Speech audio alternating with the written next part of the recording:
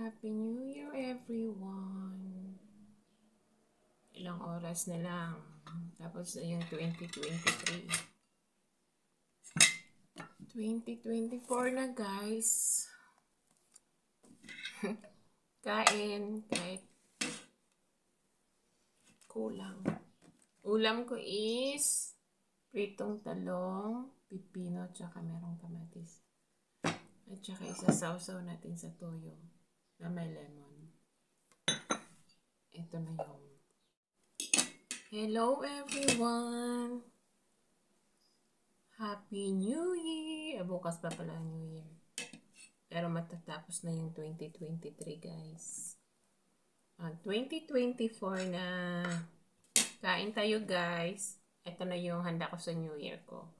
Pritong talong. Tapos pipino tsaka kamatis.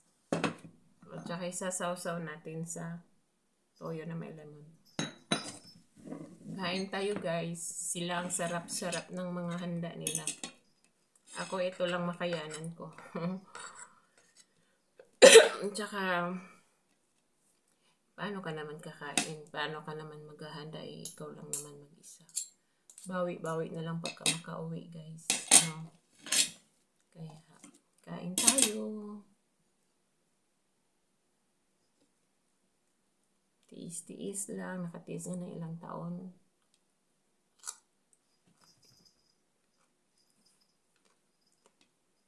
Ngayon pa ba? Nalapit na ako uuwi. Lapit na nga ba?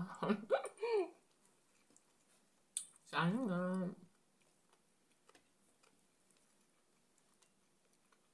Kabaan ng Diyos. Magkauwi tayo.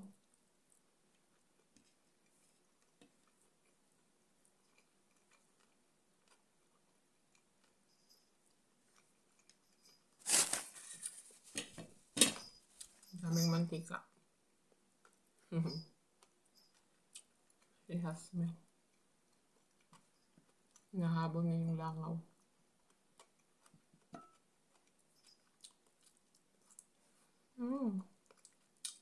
Sarap na din. Kahit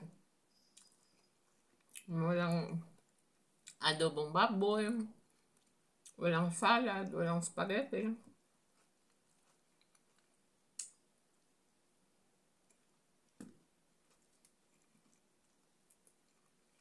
Para kasi nakakalungkot pag magluto ka, ikaw lang din naman mag-isa. Kaya, wag na, hindi na magluto. Kung anong meron, kung anong makain, yun na. Pero magbiko ako mamaya, guys. Yun lang.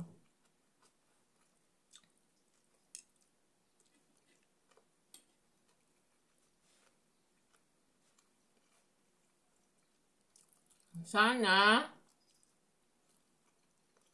sa darating na 2023, ganun pa din smooth yung daloy ng kapalaran. Yung gaya pa din ng 2023 na smooth pa din. May mga problema pero nakakayanan at nare-resolve at hindi naman malaki yung nagiging problema. Pagdating naman sa pera, sana mas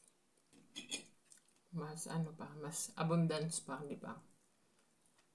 At saka wish ko this 2024 na healthy kaming lahat. Walang magkakasakit.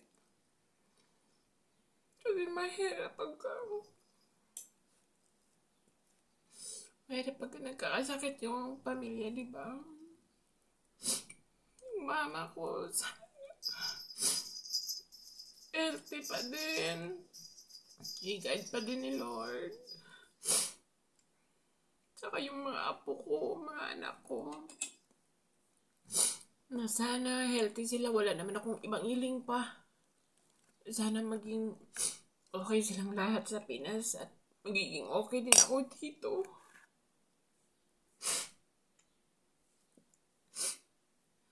Talagang bumigay. Ako lang kasi mag-isa. Pero kahit papano ay napasaya ko naman sila sa Pinas. Kahit ako lang mag-isa dito, guys. Tsaka nakayanan ko naman. For almost 5 years, nakayanan ko naman, guys. Pero yun, talagang dumadaan ka sa ganito. Yung sa ganitong may mga okasyon eh, mag-isa ka lang. Mag-isa lang ako, diba? Kaya iiyak na lang. Laki na yung mata. Sorry. Naiyak ako habang kumakain. Kwento kasi ng kwento, ayan. Ang nangyayari. Tulad ng sabi nila, ang mga OFW, parang mga buang, iiyak, tatawa, iiyak, tatawa. Diba?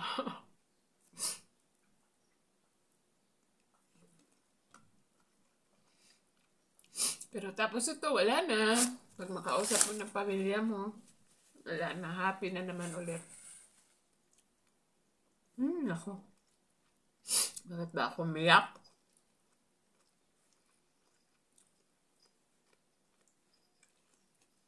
Nalungkot tuloy. Pasensya na guys. Sorry talaga. At naiyak ako.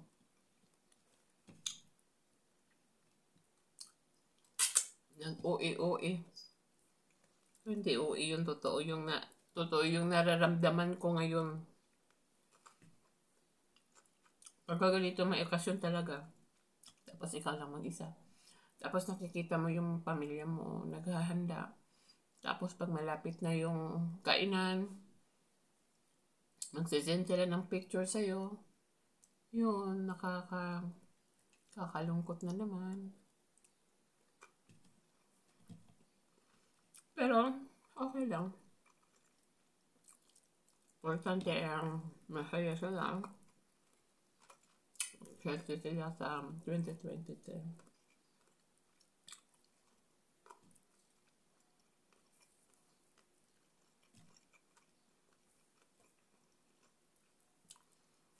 Alam nyo guys, may natutunan ako na nagpaplano tayo kung anong gusto natin sa buhay, kung anong gusto nating marating, kung anong gusto nating gawin at anong mga gusto nating bilihin at anong gusto natin na magkaroon tayo.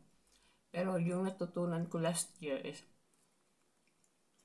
hindi ako nagplano. Wala akong plinano. Akin lang is makaipon ako ng pera para pagka-uwi ko, may pera ako. Wala akong iniisip na bilihin. Wala akong iniisip na gusto kong magkaroon ng ganun. Kasi hindi ko kasi alam ang plano ng... Kasi hindi ko kasi talaga alam kung anong plano ni Lord, di ba? Kasi noon, plano ako ng plano. Wala. Na-upset lang ako kasi wala ako na wala man lang wala man lang isa na nagkaroon ako, wala man lang isa na naging kanang kuan ba kanang wala madayon ako mga plano ng basta ni anak ba nagkuan ko sa akong sarili nga kung tama tong ingon nga magplano ka pero naamay plano ang Ginoo para sa imuha. Unang last year, wala guys, wala ko ng plano. Wala ko. Kuan lang ko kanang suportan ko sa akong mga anak, suportan ko sa akong pamilya. Kung sa kuan nila basta gusto na ko makaipon ko para makauli ko Pinas. Maulang. Munang smooth akong life, wala kay ko'y problema. In Jesus' name.